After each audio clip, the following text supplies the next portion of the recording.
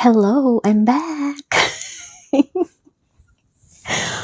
We are going to talk about Ellen Adarna's comment on her QA from her fans, no? It just got my attention on this certain video. You're so delulu, and then you're so used to lying. You start to believe in all your own lies. So, so she said it's more on the lying part. Ito talaga, no? Ito talaga ang nagsastuck ng tao. Yung you create your own story.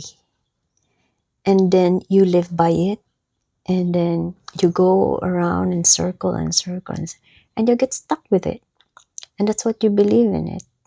And you can move forward with life. Instead of, I thought really na, kasi gusto ko sa mga tao na hindi magkahiwalay, hindi magkagulo-gulo, no?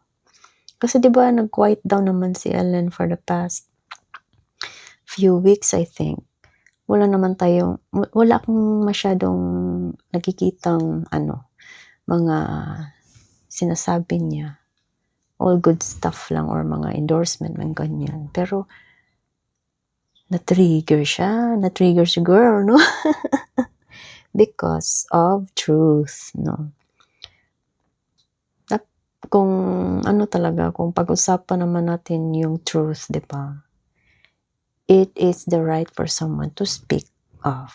So siya lang nakaalam, and if that's what she said, that is the truth, that's the truth. So, kasi hindi natin alam, di ba? What's the inside? Pero if nag-react talaga siya na hindi katotohanan, anong masasabi natin? So, sinong paniwalaan natin, no? Where the narrative is becoming more and more deep. When can someone wake up with this story that you hope that you are the hero of this story, but you ended up to be the villain of the story? When are you going to wake up? No? Sana kasi gusto ko talagang guys, ayoko talaga yung mga tao maghiwalay, magkagulo-gulo, magkasiraan, no? Hindi natin yan inasahan sa mga tao. Because we live here, this world, to have a good life. Diba? Yan naman ang gusto natin. Wag kayo masyadong nagtithink ng mga bad stuff, no? Kasi, what you think will create. Hindi nyo lang alam, no? Kasi ganito talaga ang buhay. The more dominant you think in the head, whatever that is, and you claim it that is true, it's going to happen in your reality. That's the cycle of life. So, if you want to change your life, you start from within. Ano ba talagang truth? Do you really care about the person? Do you love the person really? Why do you want to hurt people? Why do you want to hurt such people by creating story which is not true? Are you going to live like this forever? To create such lies? This lies gives you comfort, safety, right? You have to think. The more you accept that you made mistakes and you let it go and you release that thought, the better life will do for you. Mag-change yung programming ng life mo. Because you put that blockage away, you know. This is more on like psychology. Kailan kaya siya matutuno, si Derek, no? Gusto ko siyang matuto siya. See? From the start, sinabi ko talaga na hindi niya talaga alam sarili niya. So, di ba sinabi naman ni Helena, he's delulu. Which, I'm not being judgmental kasi sinabi ko naman yan. Sinabi ko na yan dati.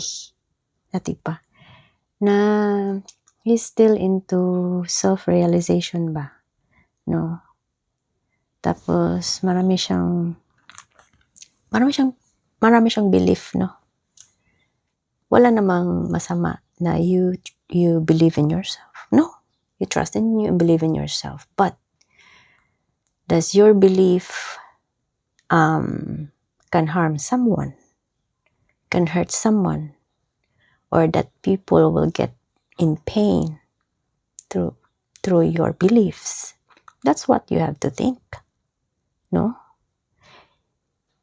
Because, after all, if I put it in the back seat and I'll put in his shoes, he only created this to see himself. Hindi nyo magets to, but anyway, I will just change. Kasi nasa reality and na ako guys, reality creation, okay? So, the flow of creation. I'm into deprogramming. Okay, so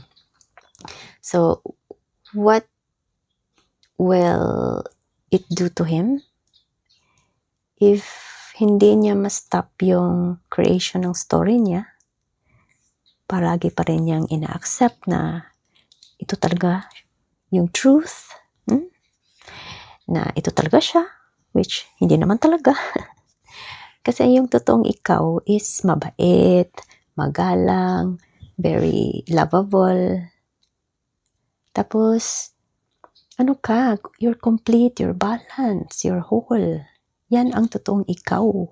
Hindi ka yung taong may kulang, may maraming,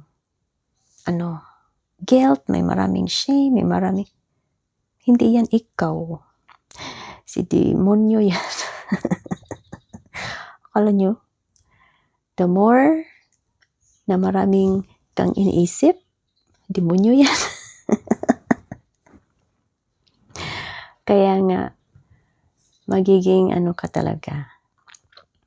Still, no? Nasa Bible yan, be still and know who I am. Kaya, nilagay yan sa Bible. Very simple, pero hindi nyo alam, no, what it means. Kasi, marami kayo iniisip ba? Which is only very, very simple lang talaga. Ang bigay, ang word, wisdom of God, no? Kaya nilagay yan sa Bible. For us to remember. So, anong masasabi ko? Ellen just saying something which is true. Being I don't really like we use the word victim. Or just like contracted parties, okay? I don't like to use the word victim. Contracted parties kasi they are entangled naman with each other. So, diba? She's just telling her truth.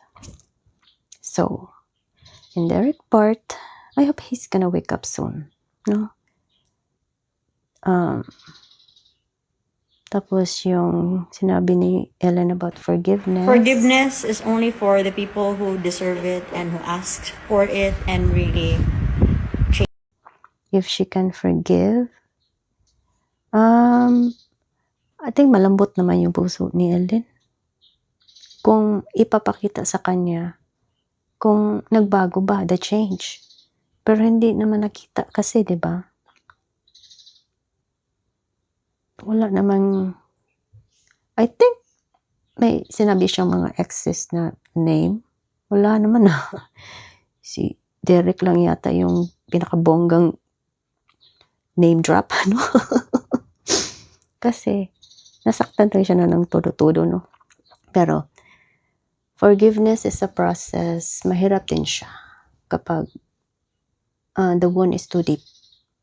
So, it takes a while. But can it be done? Yes. Basta manawaan din niya yung sarili niya on how things would work out for her. Kung hindi siya masyadong nakikinig sa ibang tao, she just follow her heart. Tapos yung anak niya, she just have to focus, no? And her career, yung kung anong nagpapasaya sa kanya, no? If she can just focus on that. And last be mindful of him. Pero mahirap din kasi parenting, di ba? So, there's still connection. So, mahirap niya na process, ha? Mahirap na process yun, nakala niyo. Kaya may psychiatrist siya, no? Or, no? Kaya, so, talagang, masabi ko, good luck, no? Good luck. Sana may maliwanagan ang lalaki. Na wag na mag-lie. Mag-accept na lang na, yes, I made mistakes. Mas sasantuhin ka pa siguro, no? Kung i-accept mo na, yes, nagkamali ako. I will try my best to change. And dapat mag-change ka talaga. Ipakita mo talaga nag-change ka, nagbago ka, no? Hindi lang sa salita mo na, yes, I change, pero hindi naman. So, yan lang, masasabi ko. I still hope for the best of the two of them. Kung hindi man sila magkatuluyan ulit or magkabalikan ulit, sana magkaayos lang as co-parents na hindi magulo, no? Yung lang, civil, na hindi na magkasakitan, yun. Hope for the best.